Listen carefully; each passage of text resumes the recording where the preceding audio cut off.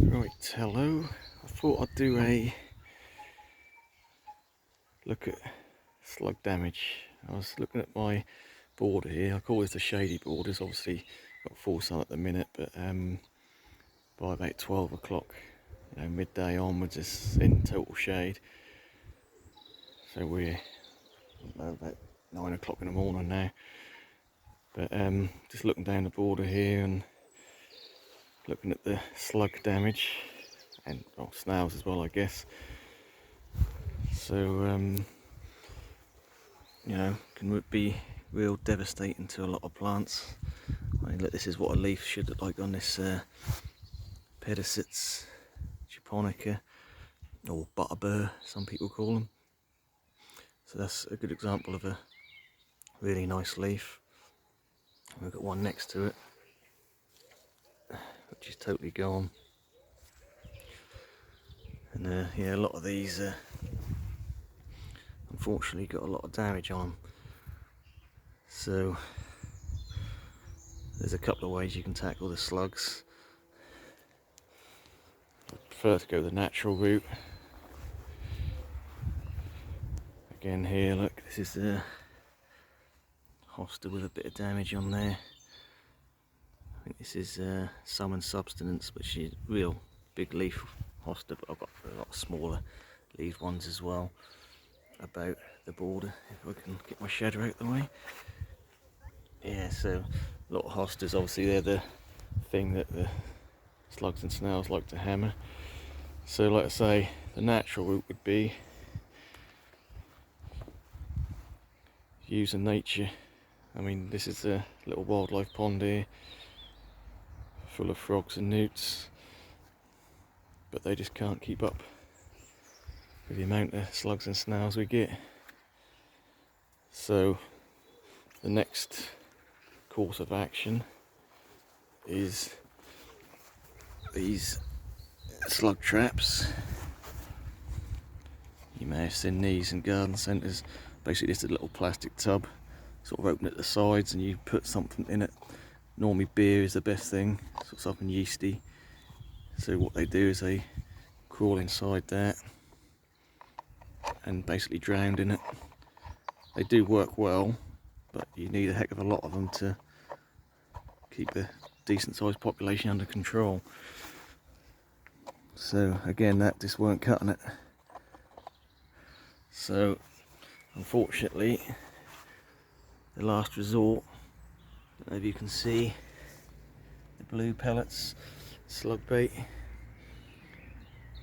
So that really is the last resort, but you know, there's no point having a nice garden and spend lots of money on plants if they're going to get eaten, is it? So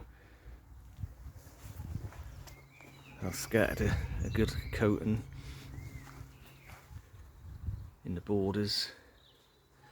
Obviously you've got to be careful for if you've got pets, dogs, cats, if they're, I don't know whether they'd eat it or not, but we have got a little dog, but he didn't seem interested in it, so I'm comfortable with putting that down. Here's another good example. Little lily there. There was a cluster of 3 come up, and the slugs just let them off at the base. So there's just one left now. So like I say, unfortunately I had to take the step, the slug bait, and I think another important thing is, especially when your dahlias start coming up, because they love the new shoots on the dahlias. So I'll show you further down here where we've got some dahlias left in the ground. I normally pot them up. Some of them, they are perfectly hardy in the ground, but they just start off a lot slower. So if you can see in here, this is the dahlias starting to push through. I'm surprised they're doing so well considering it's been so cold, but they want to go, so they're starting to go. So again, I definitely put some slug bait around that.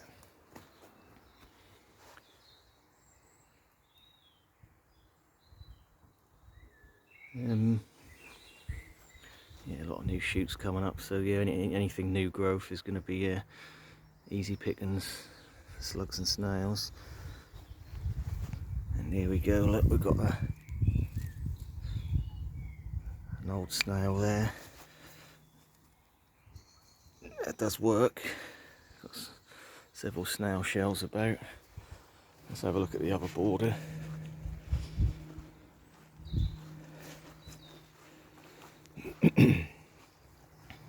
There's a good example. Look, we've got 1, 2, 3, 4, lots of snail. So that does the job. It's not pretty, but it protects your plants. In fact, this lily here, I had to put a stake on because the slug got halfway up it, and it half the stem, and it just folded over on itself. But I think there's still enough stem there to feed it, hopefully. So yeah, I just tied it to a little stake there, and hopefully that will still produce flowers.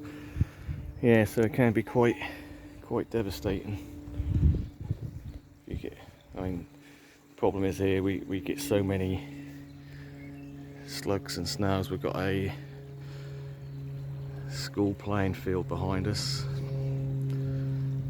and that's we've got lots of nature trails and lots of obviously big trees there you can see, and that is just an absolute breeding ground for all these pests.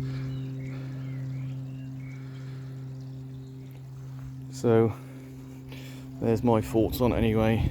Always a last resort, but I'd much rather have the nature fight against nature, but